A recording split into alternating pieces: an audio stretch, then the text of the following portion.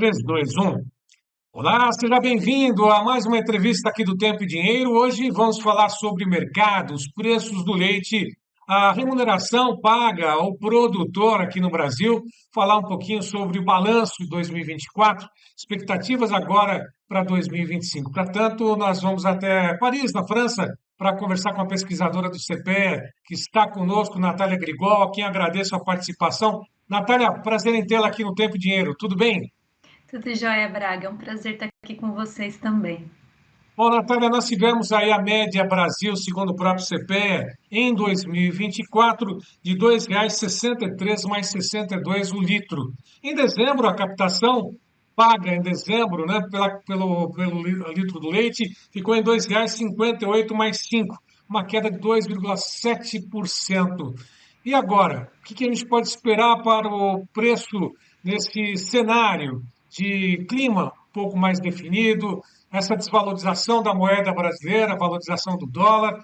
Aliás, vamos começar primeiro pelo balanço de 2024. Como é que foi a captação? Como é que foram os preços em 2024 ao produtor aqui no Brasil? Vamos lá, então, vamos fazer essa retrospectiva, né? 2024 acabou sendo um ano bem diferente de 2023, apesar de, na média, né? E essa é uma média em valores reais, importante falar isso, né? A gente desconsidera aí o efeito da inflação. Apesar de, na média, ele fica mais ou menos próximo da média de 2023, né? A diferença aí é de quase 2%. O comportamento dos preços foi bem diferente em 2024. A gente viu preços subindo o ano inteiro e começando a cair só nesse último trimestre. E como vocês viram, né, a média de dezembro aí registrando mais uma queda. Então a gente tem um ano de 2024 com uma recuperação da produção. Essa recuperação foi um ano muito interessante do ponto de vista de margem para o produtor. A gente teve custos de produção mais ou menos estáveis ao longo do ano inteiro, com exceção de outubro, que a gente teve aí uma alta maior, né, nos custos, e isso acaba impactando o acumulado, mas é um ano em que o produtor conseguiu ter uma relação de troca um pouco melhor frente aos insumos, foi um ano onde ele teve uma margem um pouco melhor, isso se reverteu também em investimento na atividade. A produção, Braga, ela só não cresceu mais porque a gente teve o clima impedindo, né, grandes saltos na produção, clima muito extremo, então enchente uma hora, chuva seca em outra, e isso acabou prejudicando o planejamento dos produtores e aumentando pontualmente os custos, né, em determinados meses, como foi o caso de outubro mesmo. Então, quando a gente olha 2024, a gente vê a produção ganhando um pouco de fôlego, a gente estima aí que vai haver um crescimento de 2,5% na captação industrial em 2024, e um ano onde as margens ficaram um pouco melhores para o produtor. Agora, nesse último trimestre, né, de 2024, e aí a gente viu o preço caindo, agora dezembro fechando aí a 2,58, essa queda de preço tem justamente a ver com essa elevação da oferta. Então, você tem aí um aumento grande na captação, o que fez aí aumentar também os estoques dos lácteos. Então, o preço cai dos lácteos na ponta final, o preço cai também da matéria-prima para o produtor. E aí a indústria acaba repassando isso também para o campo. Então, esse movimento de queda no último trimestre de 2024 tem a ver com isso, viu, Braga? Esse aumento da captação, né? Então, depois, o ano inteiro aí a gente foi vendo a captação querendo realmente subir por conta do investimento a campo, limitação por conta do clima, né? Então, não subiu mais porque o clima não deixou, mas no último trimestre, como é sazonalmente esperado, a produção sobe e então o preço cai. A gente já pode entrar na perspectiva para 2025, porque está todo mundo querendo saber se essa movimentação de preço em queda continua para janeiro, né, Braga? Exatamente. Como é que é essa expectativa? Como é que está essa expectativa, Natália? Olha, vou falar, o setor como um todo também ainda tem um pouco de incerteza, mas a gente já começa a vislumbrar um cenário de estabilidade, Braga. É um pouco assim, vamos dizer, incomum, né, que os preços de janeiro, eles já se estabilizem. Comumente, a gente ainda vê janeiro como um mês de queda para os preços do leite, porque ainda a gente continua com o aumento da produção. Mas está ganhando força essa perspectiva de que os preços possam se manter no mesmo patamar do de dezembro, a captação de janeiro, porque a gente já começa a ver esse aumento da produção perdendo força. especialmente em algumas bacias leiteiras, né? No caso do Sul, a gente já viu esse mês mesmo o nosso ICAP, né, que é o Índice de Captação Leiteira do CPE, ele registrou queda no sul do país. A gente tem algumas regiões, algumas bacias leiteiras que estão sofrendo muito com calor, com mão seca, como é o caso, né, do norte do Rio Grande do Sul. Então, esse aumento na captação, ele já começa a se frear em janeiro. E, diante disso, a competição das indústrias de laticínio pela compra da matéria-prima, ela começa a ficar forte novamente. Então, existe aí uma expectativa de que o preço vai ficar mais ou menos estável. Por quê? Porque é possível que tenha ajustes pontuais, em algumas situações queda, em algumas situações altas, mas na média a expectativa é de que o preço comece a mostrar um sinal de estabilização. E aí, Braga, o setor não está muito confiante ainda de apostar no cenário para fevereiro, para março, mas ao que tudo indica, esse movimento de queda ele não deve durar muito tempo, justamente porque existe aí essa desconfiança, esse medo, né, de que a produção ela recue muito nesse começo do ano, de que falte leite, vamos dizer assim, as indústrias continuam, né, querendo comprar essa matéria-prima, ainda mais nesse momento em que a gente viu aí uma diminuição pontual aí de importação, a gente vê aí o câmbio um pouco mais desfavorável para a compra externa, né, então as indústrias começam já a se antecipar para comprar matéria-prima, formar estoque, porque lá em março já existe a expectativa de que o começo da entre-safra realmente venha a diminuir essa produção a campo. Então, o cenário que está se formando, e ainda é um cenário de incerteza, né? Não estou batendo martelo, mas a expectativa, né, dos agentes nesse momento é que janeiro possa começar a registrar um movimento de estabilidade e fevereiro e março talvez já apontar aí para uma inversão da tendência, né, com leves altas. Não estamos falando aqui de altas muito grandiosas no momento, até porque existe muita incerteza, mas o setor começa a se organizar dessa forma.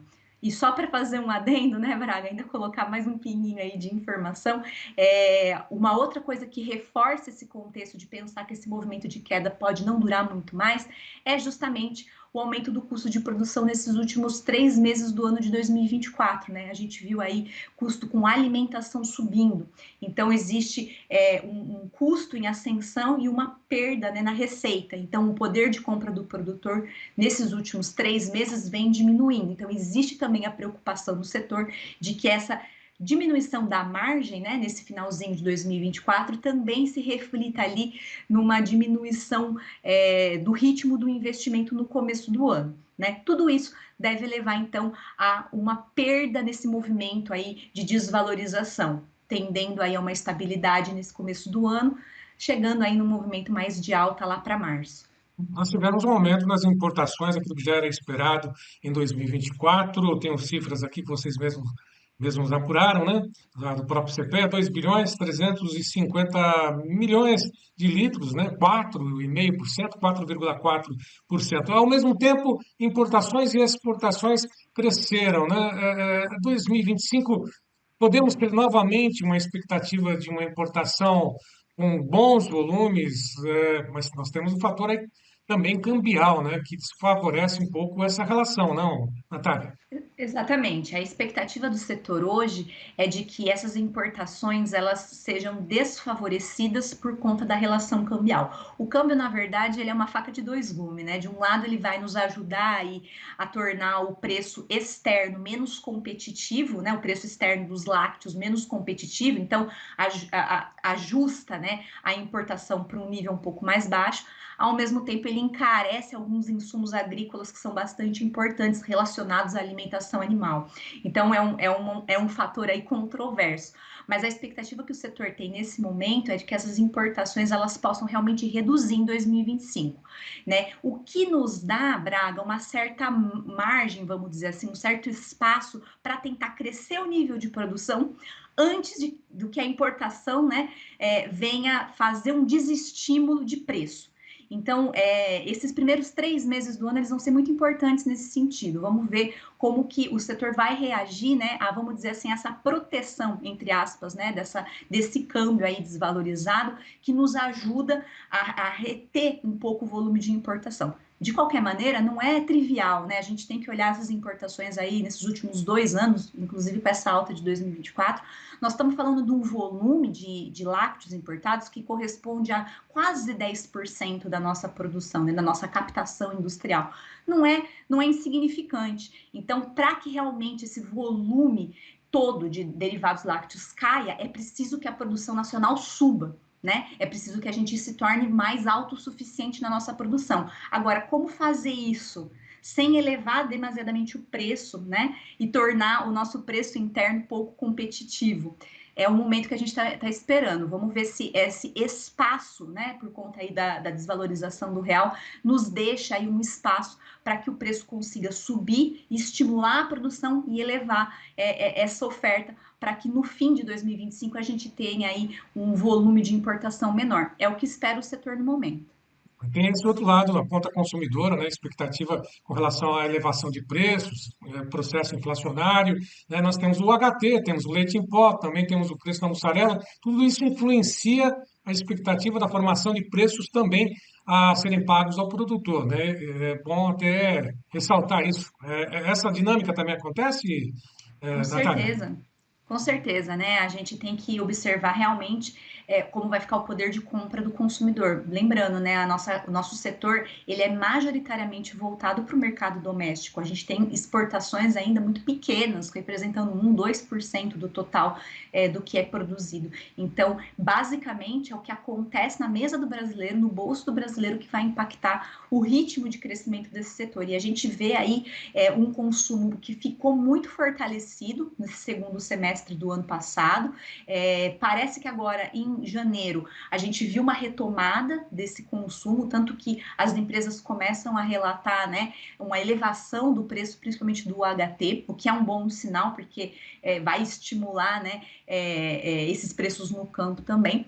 Então, o consumo, existe uma perspectiva de que ele se mantenha firme, mas é claro, esses indicadores macroeconômicos, né, como a inflação, eles preocupam para você pensar qual que é a durabilidade desse ciclo, né? Porque no fim das contas, o consumo de lácteos no Brasil, ele ainda é muito dependente da renda. Então, qualquer variação, né, no poder de compra do consumidor leva também à variação desse comportamento, né, na frente à gôndola, o que também vai fazer essa variação de preço aí dos derivados, isso reflete no produtor. Então, é sim um ponto de atenção para o setor, né? O consumo, como ele vai ficar, e a experiência que a gente teve aí durante 2024 foi essa. O consumo deu sinais sim de fortalecimento, mas sensível a preço, Braga, não é qualquer preço na prateleira que vai estimular esse consumo, e é por isso que a gente volta a falar da questão dos lácteos importados, né, porque eles, em 2024 todo, conseguiram entrar no país com um preço competitivo e pressionar as cotações ao longo da cadeia. Vamos ver se em 2025 a gente tem uma relação diferente em relação a isso, né?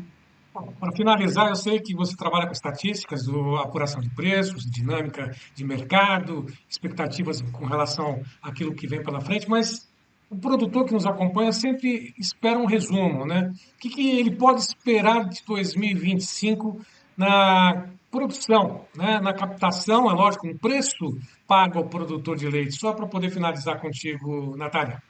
Bom, 2025 começa com um patamar de preço acima do de 2024, então a gente deve ter um primeiro trimestre de preços ainda mais elevados do que em relação ao ano passado.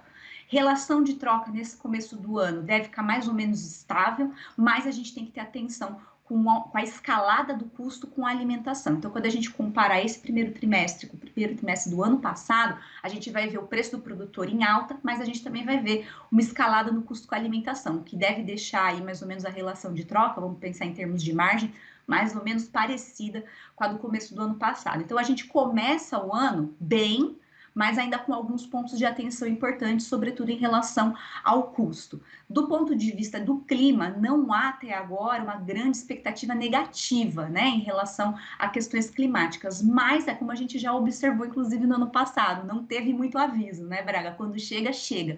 Então, o produtor tem também se preparar para possíveis cenários mais adversos, né? E a gente está falando principalmente de seca nesse momento.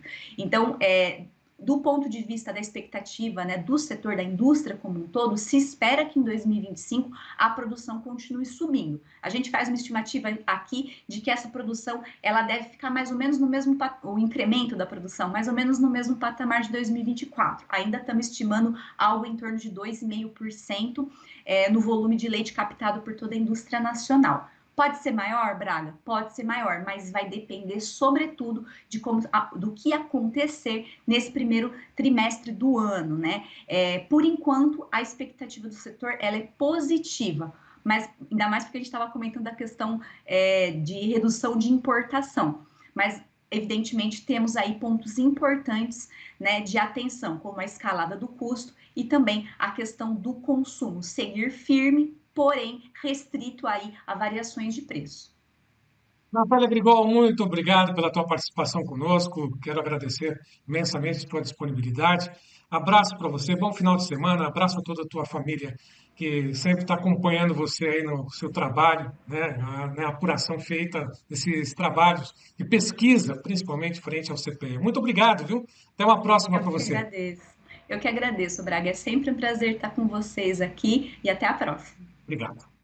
Bom, e a todos que estiveram conosco, como sempre, eu lembro, você pode ir lá nas nossas mídias sociais, curtir, comentar, compartilhar, se inscrever e também avisar os amigos sobre o Clube de Assinantes do Tempo e Dinheiro. Está aí João Batista Olive, como sempre, convidando, chamando, para que até mesmo faça uma degustação, 7 dias, né? Você acompanha e depois toma a decisão de fazer parte desse seleto clube de produtores bem informados.